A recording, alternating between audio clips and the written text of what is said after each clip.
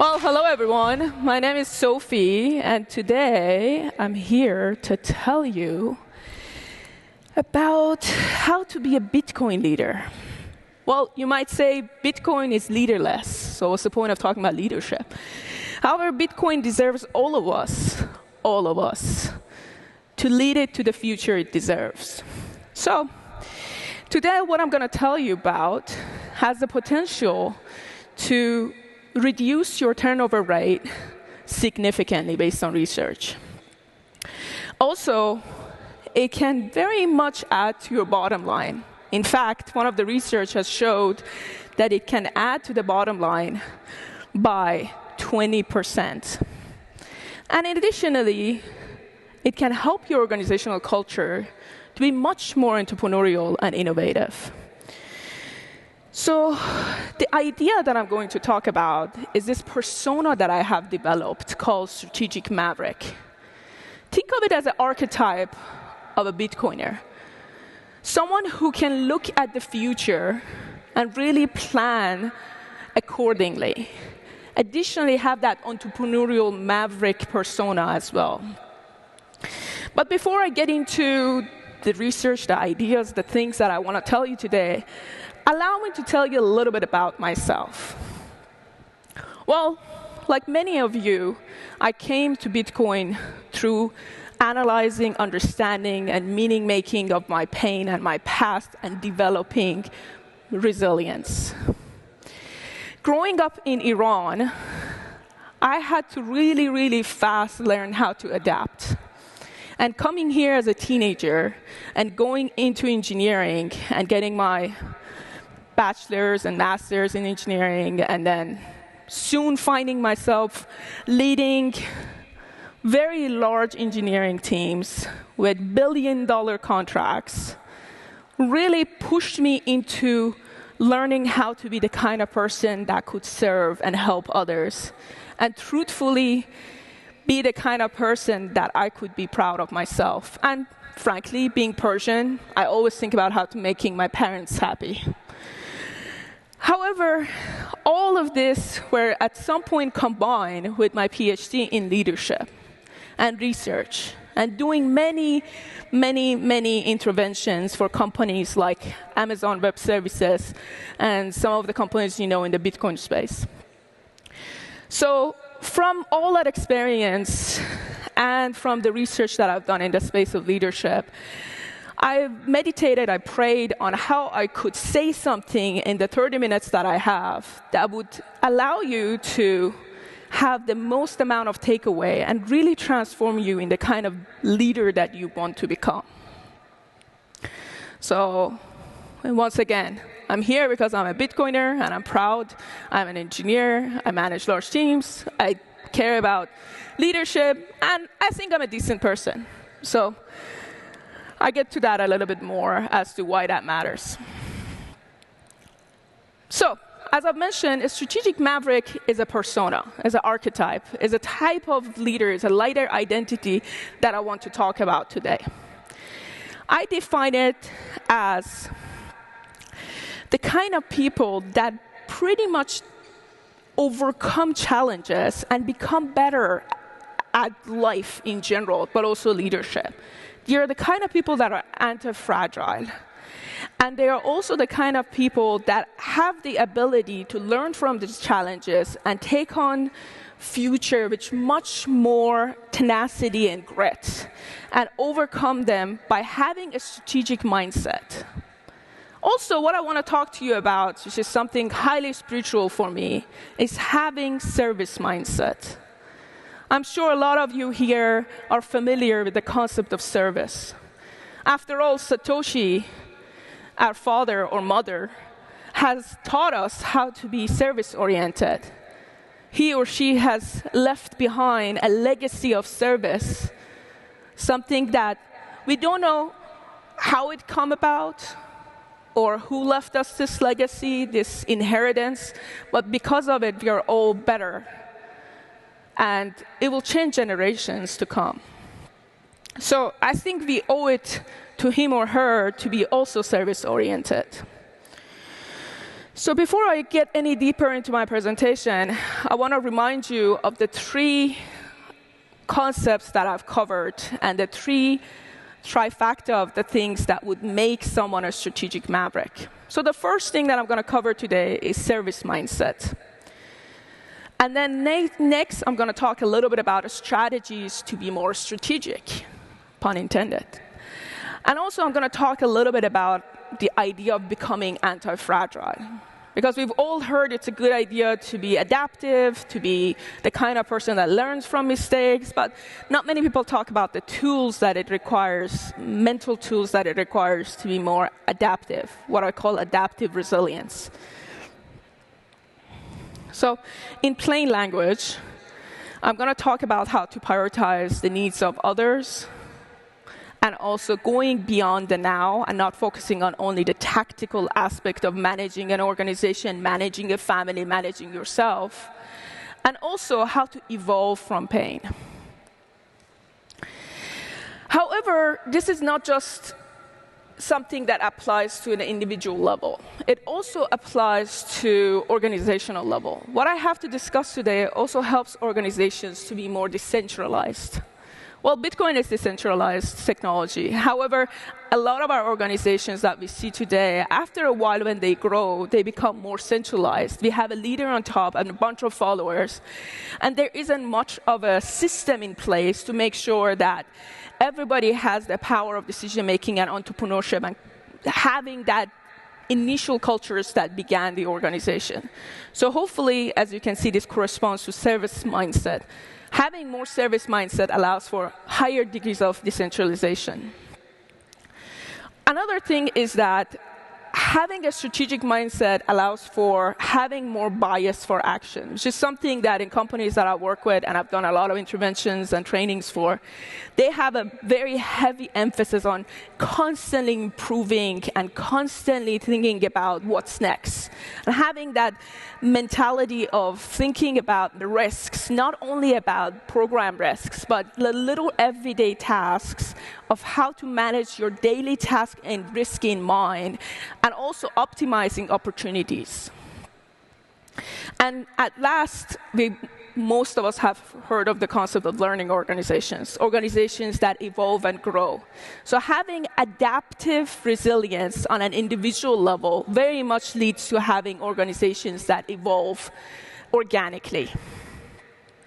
So as an engineer, I couldn't resist to create an equation. Forgive me.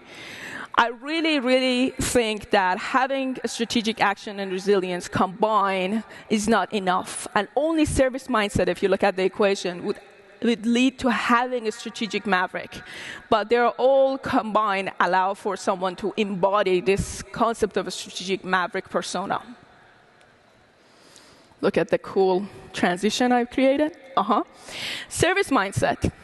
So, service mindset, as I've mentioned before, it's a little bit of a spiritual concept for me, frankly. It is the idea of having the ability to go from disconnection to connection, from isolation to creation. From the idea of, instead of thinking heavily about your own needs, thinking about the needs of those around you, and not just your customers. A lot of us hear service as far as, be service-oriented and meet the needs of the customers. But what I mean by that is that think about the needs of your teammates, your stakeholders, your followers, your family. And constantly going beyond the ego and thinking through the lens of another. And that requires building trust. And that definitely requires having a relational component to your leadership and just who you are as an individual. So stakeholder management is another key point here. However, I would emphasize the idea of building trust as an idea of service orientation.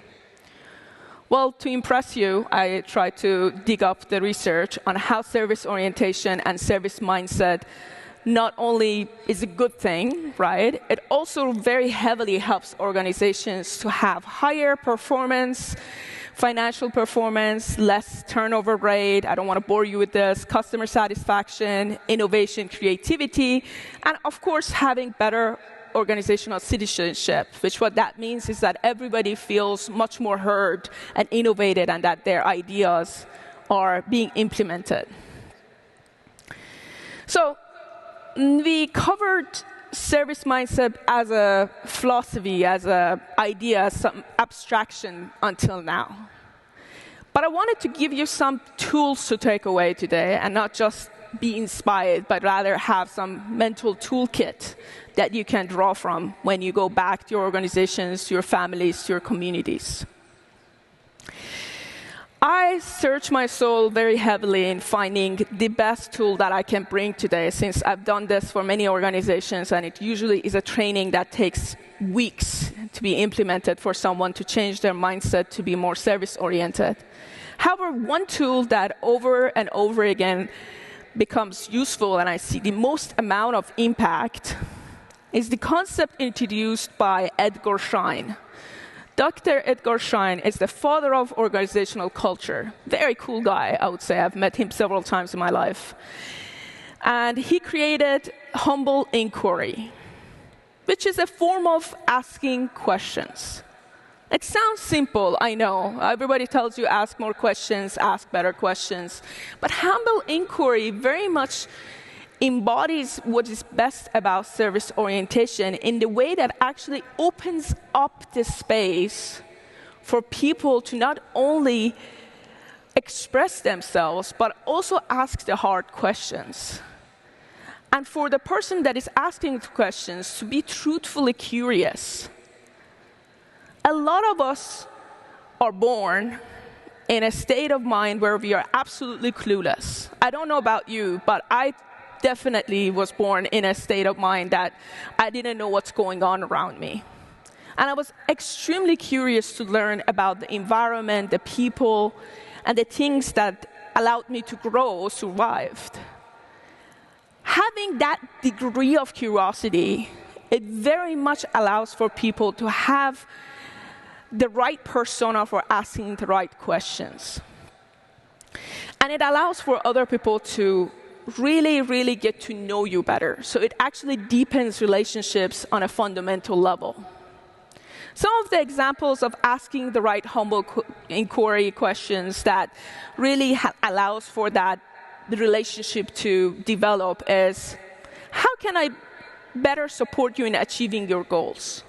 So if you can see here, it's not about making assumptions as what the other person's goals are about, but rather focusing on, again, service mindset of the individual's goals and only acting as a conduit, as a service-oriented individual for that energy to flow in a way that would allow them to grow, allow them to be empowered and inspired.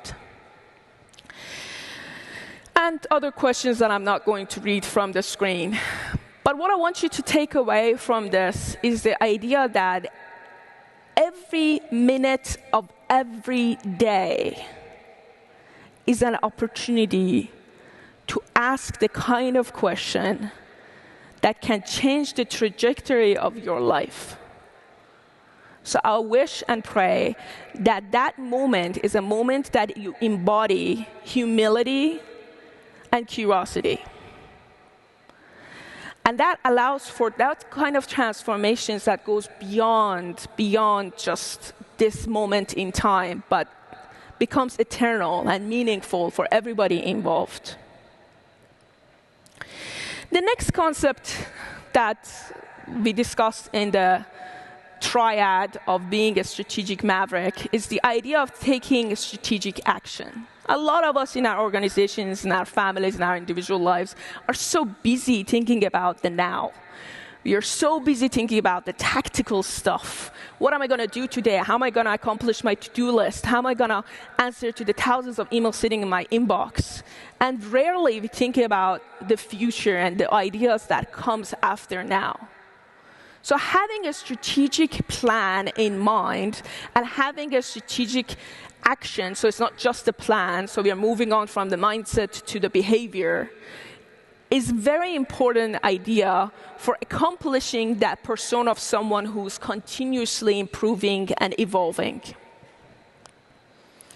Well, again, I sat down and tried to think about all the trainings I have given as a consultant and as a coach, and summarized these ideas of a strategy to these 6 cardinal rules of thinking strategically.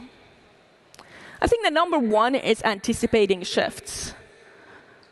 I think the most important thing is to know that change is constant.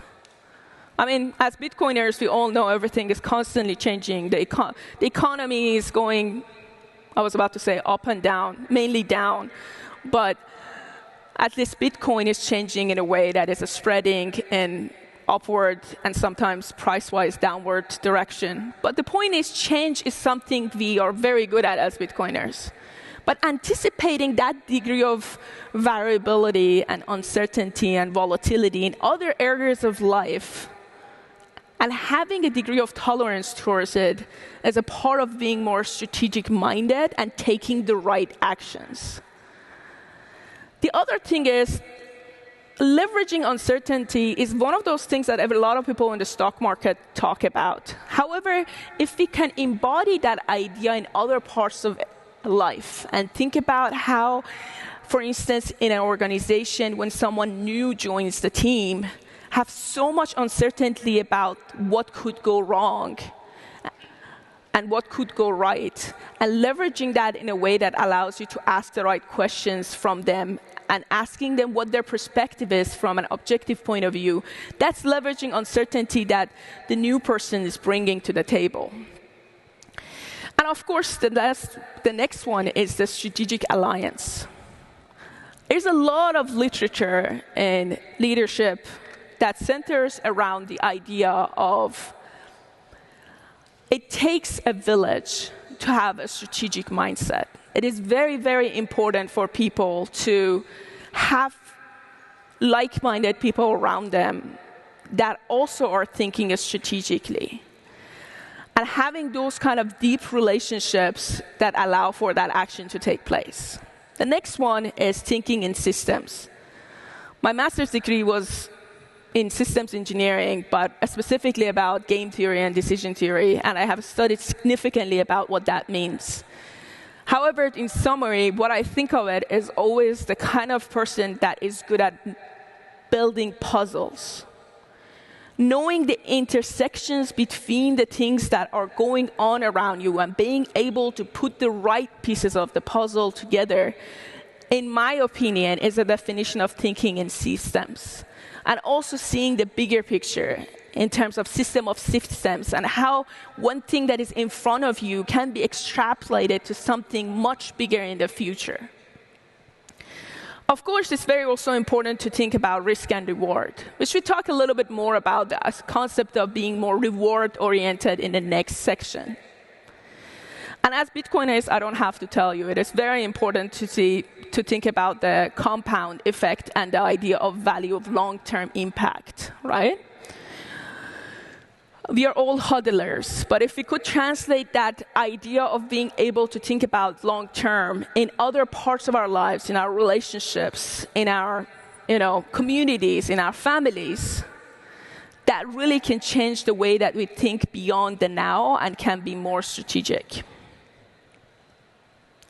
So the third trifecta of this whole concept of strategic maverick is to anticipate the idea that there's always something happening with change and you need to adapt.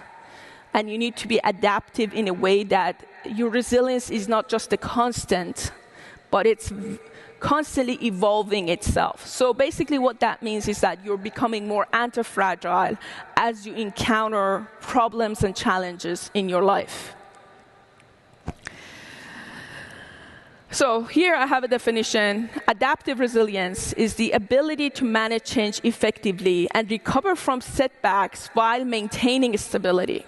What I want you to focus on is the last part. A lot of people think change is good all the time. However, what the kind of change we need in this world is the kind of change that has the ability to be embedded into what is already being accomplished. So having a degree of fostering a change in environments that are ready for change and also have the ability, for instance, cultures that have the ability to foster the change that is going on. I always recommend to the people I coach or consult that it is very important to have a period of stability after you go through a change management process, because the culture takes time to move with the kind of change that you are doing. That moment of stability, that moment of rest in time, is when truly someone becomes adaptive. You might say, why? Because that allows for someone to actually empower themselves to be more self-aware and be able to think through the process that it took them to get to that change, and also get on board. It takes time for people to really embody the kind of change agent you want them to be in an organizational sense. But about yourself, it is very important to give yourself some time in between different change initiatives. So having that degree of stability in between change is a very important thing. The tool I want to introduce to you, again, I always want to have a little bit of a practical approach to my conceptual things that I'm giving you as nuggets to take away, is this concept of appreciative inquiry. Appreciative inquiry, that I'm personally obsessed with, came from work of Cooper Ryder and the many colleagues that actually led to creating this concept. What is so novel about appreciative inquiry, which the research every day shows being the best change management approach on an individual and team level, is that it doesn't focus on what's wrong about a system, idea, place, organization. It actually focuses on what's right about something and tries to amplify the good instead of trying to take away the bad. Appreciative inquiry very much comes from positive psychology that tells us to change a habit, the best and most effective way is to look at the things you're actually doing well in life and trying to make them more and more and more every day, instead of thinking about what I'm doing wrong and trying to get rid of your bad habits. Because after a while, what happens, since you have a finite amount of time in your day, the more you do the good things, you would have no space for the bad to exist anymore, and they naturally, organically go away. In an organizational sense, it's also the same idea. Appreciative inquiry is the kind of mindset that allows for you to, first of all, identify what's good about an organization or a team or a culture, and have a more of a strengths-based management approach to that concept. And that way, you really allow for the people to become much more inclined to get on board with the change. Because a lot of people, when they do this change management processes intervention, the first thing they do is to find out what's wrong about a team, a person, a manager, a leader, and that really puts people in a space where they are not very inclined to participate. Nobody likes criticism. However, appreciative inquiry allows for the organization to work collectively, collaboratively, in a way to look at what's right about them, what's good about them, and work on to make this something sustainable, something that can actually grow and organically become something. So, research, as I mentioned, significantly talks about the benefits of appreciative inquiry. For instance, one of the things that Booz Allen Hamilton is doing is primarily focusing on doing appreciative inquiry in their change management approaches. However, don't take my word for it. The research shows that it increases resilience significantly, up until 35% in some cases. This was a research done in actually United States. And of course, it changes the morale. Again, it focuses on what's right about people. It makes people feel better about themselves. And it significantly helps with the organizational culture. Because the culture that thinks together absolutely becomes more coherent. So having a stronger team dynamic is another idea that appreciative inquiry brings. Because when I'm looking at my coworker and looking at them to think what's right about them instead of constantly mentally, emotionally being drained by them, and what I appreciate about them very much helps with the team dynamic in a way that we start to think through the lens of gratitude. You see how these concepts are so intertwined and interconnected? If you think through the lens of appreciative inquiry, it also empowers you to have more of service mindset. Because if you look at someone as someone worthy of service, as someone you can actually care about and empower, then it is much more easier to actually take on the role of someone who's a servant leader. Appreciative inquiry has 4 or 5 stages, depending on what research you're looking at. The first stage is the idea of discovery. The first thing you do is you discover what's good about an environment, a culture, a person, whatever the domain of your change might be. And then you think about the future, the kind of dream that you have for them. And at last, you think about how to implement that kind of dream in a more of a systematic way. So you reverse engineer that dream into the now and design for the kind of future you want to go and have. And the last stage of the appreciative inquiry, back to the idea of change needs time to be implemented and be infused into the culture, is what they call destiny stage. Which what that means is that this is the stage where you're trying to see how these changes work with the elements of the culture organization that you haven't changed, and you're trying to implement them and incorporate them to what's already out there. So it's that moment of rest in where the stability takes place. Well, in summary, I introduced to you this persona of a strategic maverick. Someone who goes beyond now and thinks into the future. Someone who follows the footsteps of Satoshi and have a service orientation, service mindset wherever they go. They think about the needs of others. They think about the fact that you have a responsibility towards the people around you, and ego and having that degree of it's all about me would not only not serve them, but not only it won't serve you as well.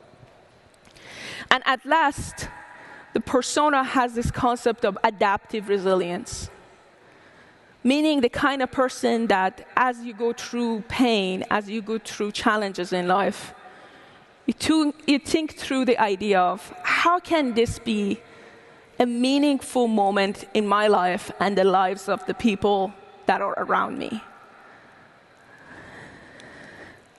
And I want to end here by saying that I'm very grateful to be among the Bitcoiners and among you, and it is a pleasure to serve you. Thank you.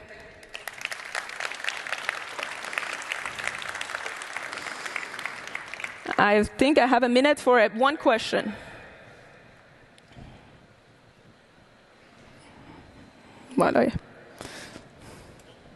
Oh, one here, if you have a microphone. That's okay, I'm pretty loud. Oh, perfect.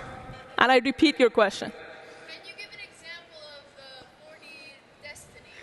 Yes. How you allow the organization to settle and sit in that stability?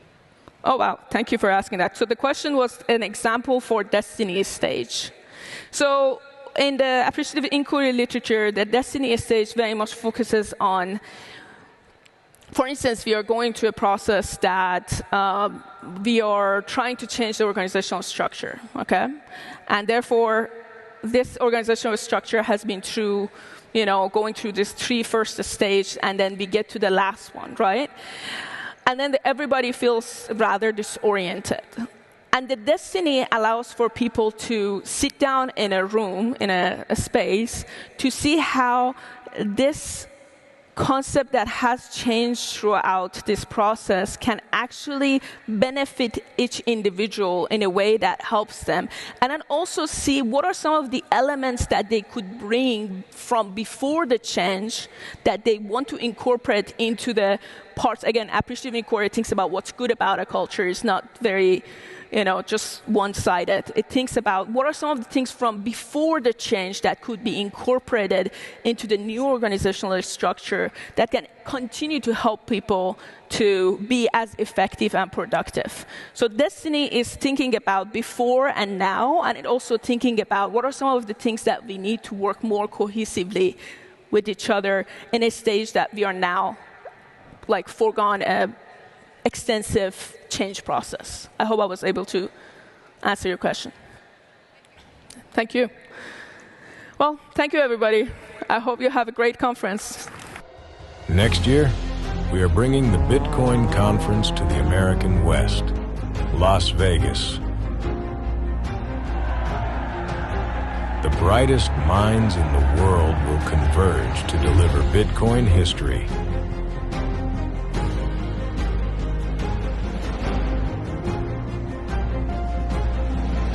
Buy your tickets now at b.tc/2025.